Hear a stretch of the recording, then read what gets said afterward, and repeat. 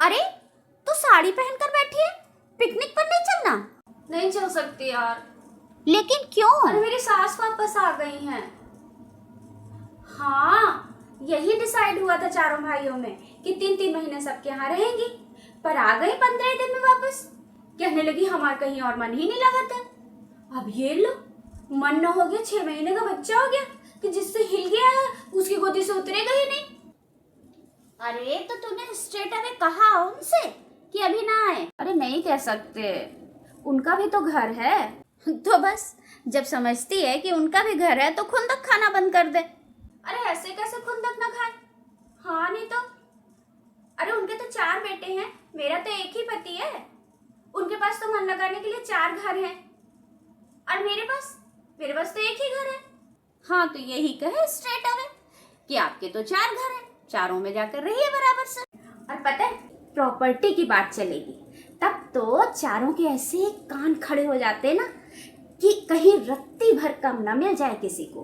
पता है, ससुर जी ने 4 दुकानें बनवाई हैं, लेकिन इसी चक्कर में बंटवारा नहीं हो रहा है कि सबसे अच्छी लोकेशन पर जो दुकान है वही सबको चाहिए। तब तो ये नहीं होगा कि हम थोड़े कम अच्छी लोकेशन पे ले लें।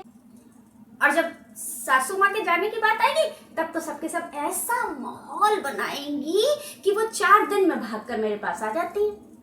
पता है, जरा भी अगर कहने की कोशिश करो आड़े तिरछे ढंग से कि भाई वहां भी जाना चाहिए आपको, ये वो, तो देवरानियों की ऐसी बुराइयां करना शुरू करेंगी। हाय दैया, हम तो सुनकर एकदम जो है वो दंग रह जाते। अरे यार वो सब झूठी बुराइयां हैं, तो जानती है। स्ट्रेट अवे कहना ही एक सोल्यूशन है।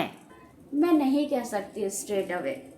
अरे अगर कह दूंगी ना तो किसी भी फंक्शन में जब चचिया सास, ममिया सास, मौसिया सास सब मिलेंगी ना तो मुझे ऐसे घूर कर देखेंगी जैसे मैं दुनिया की सबसे अत्याचारी बहू हूँ। ऐसे कैसे अपनी इमेज खराब कर दूं? इतने सालों में इतनी मुश्किल से बनाई है। एक सबकी नजरों में अच्छा बना रहना ही तो शौक है मेरा, उसे कैसे छोड़ दूं? हाँ तो अच्छे लोग तो हमेशा से कष्ट भुगतते आए हैं, तो भुगत तू भी। हाँ, अच्छे होने की ही सजा तो पा रही हूँ। और मम्मी जी बताइए, आपको पैकिंग में कोई हेल्प चाहिए? अरे जिठानी जी के यहाँ जाना है ना आपको? नहीं मम्मी जी, सब कुछ पैक कर लीजिए ठीक से, मैं हेल्प करवा दूंगी ना। आखिर अब 9 महीने बाद आएंगी, बीच में कुछ जरूरत पड़ी तो बिना मतलब में फिर इधर से उधर करना पड़ेगा। अरे नहीं मम्मी जी, कैसी बातें कर रही हैं आप? आपका तो आशीर्वाद है। अरे नहीं, मुझे बिल्कुल बुरा नहीं लगता। तो क्या हुआ जो आपके कर्मकांड इतने ज्यादा हैं और फिर ना आप कभी भी किसी के सामने भी इंसल्ट कर देती हैं कि हाय दैया ये क्यों छू दिया, इसमें ये क्यों डाल दिया, सफाई रखी पर पकाई नहीं रखी। अरे आप सास हैं, वो भी हिंदुस्तानी सास, आपका हक बनता है। नहीं, मुझे बुरा नहीं लगता। और फिर आप ठीक कहती हैं, आपकी पूजा का पुण्य भी तो मिलता है। कहती हैं ना आप कि आप सुबह से रात तक ये जो पूजा करती रहती हैं, इतनी मीन मेघ निकालती हैं हर चीज में, इसके बदले हमें आपकी पूजा का पुण्य मिलता है। नहीं मम्मी जी, खाने पीने में भी आपकी रोका टोकी बिल्कुल बुरी नहीं लगती, और बाहर आने जाने में तो बिल्कुल ही नहीं लगती। अरे आप ही की वजह से तो हम डिसिप्लिन्ड लाइफ जीते हैं। सही कहते हैं आप, और हेल्दी भी।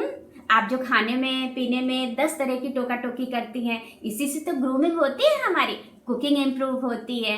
हाँ, और बाहर आने जाने में फिजूल का समय भी नहीं वेस्ट होता है, घर में बैठ के बोर होते रहते हैं। कोई बात नहीं, मैंने कहा ना आप सास हैं, वो भी हिंदुस्तानी, हक बनता है आपका। क्योंकि मम्मी जी मेरी तो आदत है यही है, मैं ना बिल्कुल भी स्वार्थी नहीं हूँ। स्वार्थ, सेल्फिशनेस मुझे बिल्कुल पसंद नहीं है। हाँ, अब जैसे आप कहती हैं ना कि आप चिंतित रहती हैं, आप टेंशन में रहती हैं क्योंकि आपको अपनी प्रॉपर्टी, अपना बैंक बैलेंस, अपनी ज्वेलरी सारी बहुओं में एकदम बराबर बांटनी है, न राई भर किसी को कम, न रत्ती भर ज्यादा। और मैं बहुत अप्रिशिएट करती हूँ, बहुत सही चीज सोचती हैं आप, किसी को ज्यादा कम दीजिएगा भी नहीं।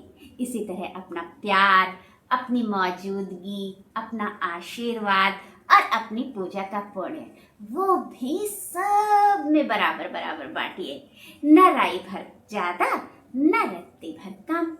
अब इतनी सेल्फिश तो मैं नहीं हूं ना कि दूसरे के हिस्से का प्यार ले लूं।